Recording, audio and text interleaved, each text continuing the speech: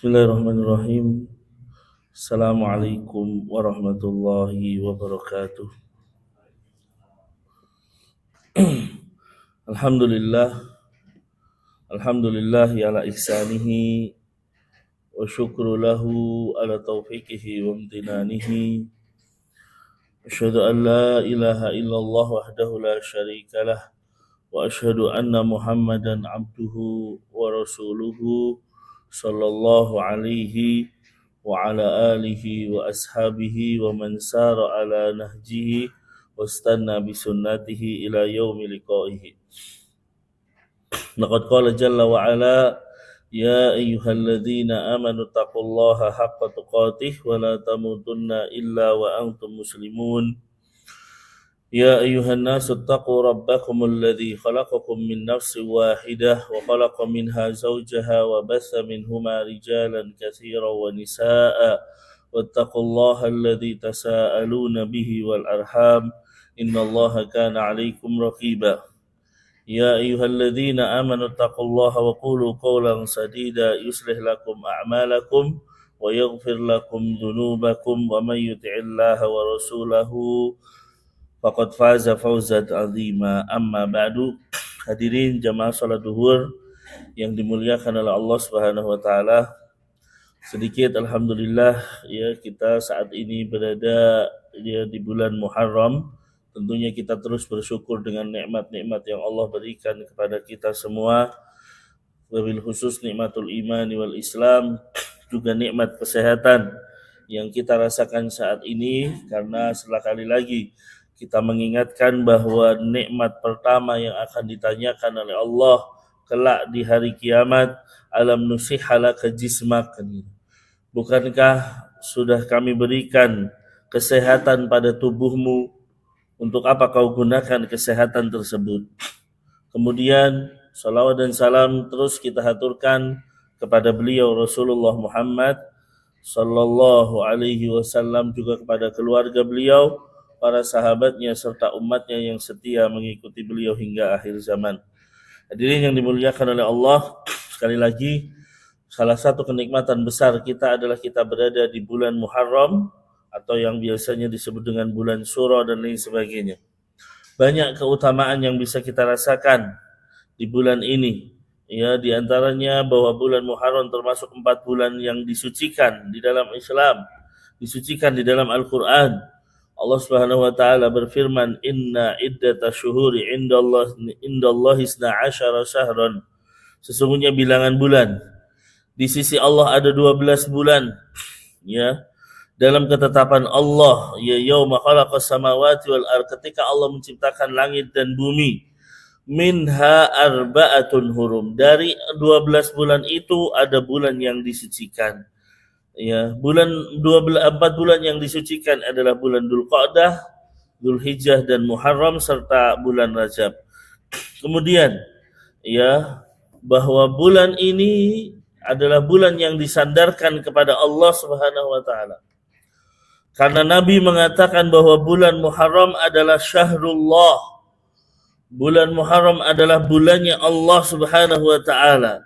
Dan tidaklah disandarkan kepada Allah kecuali menunjukkan keagungan yang disandarkan. Ketika bulan ini disandarkan sebagai bulannya Allah, menunjukkan bahwa bulan Muharram adalah bulan yang istimewa. Kemudian hadirin yang dimuliakan oleh Allah, bahwa ya, para ulama menyatakan bahwa bulan Muharram adalah bulan yang paling mulia setelah bulan Ramadan.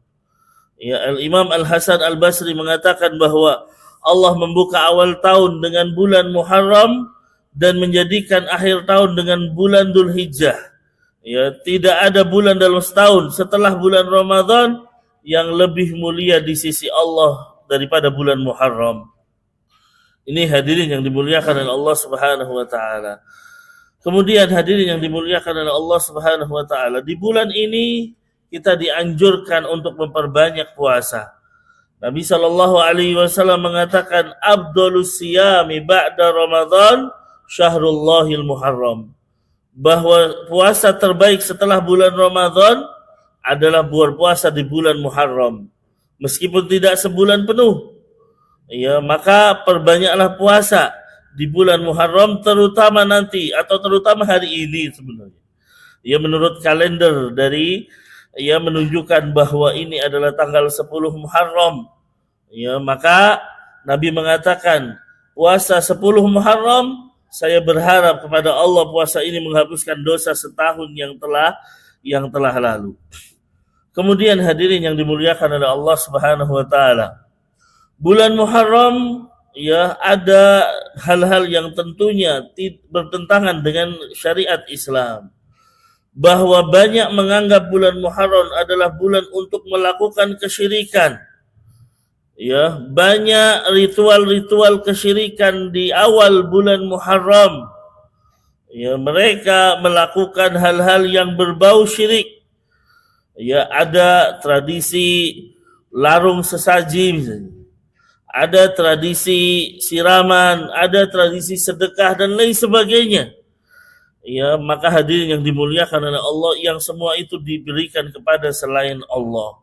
Padahal kita tahu hadirin yang dimuliakan oleh Allah, kesyirikan adalah dosa yang tidak akan diampuni kalau dia meninggal dalam kondisi syirik. Dalam surat An-Nisa ayat 48, "Innallaha la yaghfiru an yushraka bihi wa yaghfiru ma duna dzalika liman yasha." Bahwasanya Allah Subhanahu wa taala tidak akan mengampuni dosa syirik dan akan mengampuni dosa selain syirik bagi siapa yang dikehendakinya.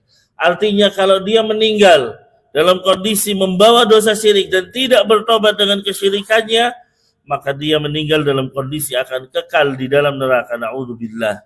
Ya, dan syirik menghapuskan amalan kita, ikhwas sekalian. Ya, Allah Subhanahu wa taala mengatakan, "La in asyrakta la yahbatanna 'amaluka wa la takunanna minal khasirin." Wahai Muhammad, seandainya engkau melakukan kesyirikan, padahal Rasulullah tidak mungkin melakukan kesyirikan.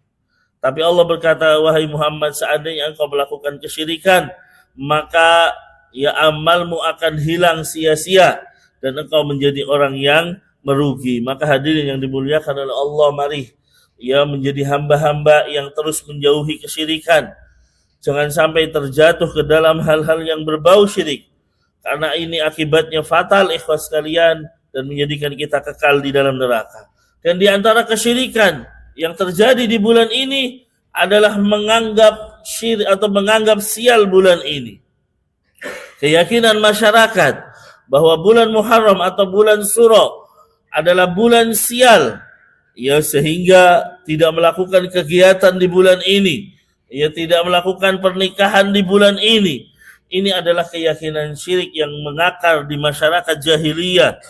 Ya, sesungguhnya keyakinan menganggap sial adalah keyakinan yang bukan dari ajaran Islam.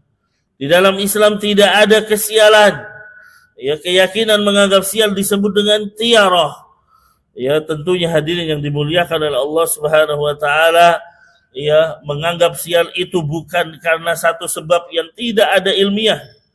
Ya, kesialan yang terjadi pada kita itu disebabkan karena kemaksiatan yang kita lakukan. Maka hadirin yang dimuliakan oleh Allah Subhanahu wa taala, Islam datang dulu di masyarakat jahiliyah menganggap bahwa bulan Safar adalah bulan sial. Maka ketika Islam datang, Nabi mengatakan la safara, tidak ada kesialan di bulan Safar. Ya, keyakinan ini menganggap satu bulan sial kembali dihidupkan, ya, oleh sebagian masyarakat meskipun berganti bulan. Kalau dulu bulan Safar, sekarang menjadi bulan Muharram. Maka hadirin yang dimuliakan oleh Allah, ya, Nabi mengatakan at-tiyaratu syirkun, at-tiyaratu syirkun, at-tiyaratu syirkun, menganggap sial adalah sebuah kesyirikan. Menganggap sial adalah sebuah kesyirikan. Beliau mengulanginya sampai 3 kali. Maka hadirin yang dimuliakan oleh Allah Subhanahu wa taala, maka hati-hati dengan kita menganggap sesuatu itu sial. Ya, kalau kita meyakini bahwa kesialan itu disebabkan oleh sesuatu, bukan karena Allah, maka ini syiriknya menjadi syirik yang besar. Tapi kalau masih menganggap bahwa semua kesialan datangnya dari Allah, cuma ini adalah sebab, maka ini masih dalam kategori syirik kecil. Yang penting ikhwas kalian, masuk ini adalah dalam kategori syirik. Maka hadirin yang dimuliakan oleh Allah Subhanahu wa taala, ya, Mari kita hilangkan menganggap sial sesuatu, dengan kita terus memperdalam ilmu agama, dengan terus kita memperdalam ilmu akidah, kemudian memahami dan meyakini bahwa segala sesuatu di alam semesta ini mutlak berada di bawah kehendak Allah, mutlak berada di bawah kekuasaan Allah. Tidak ada satupun makhluk yang bisa ikut campur. Maka ikhwas sekalian, jangan pernah kita menganggap sial sesuatu, apalagi menganggap bulan itu sial.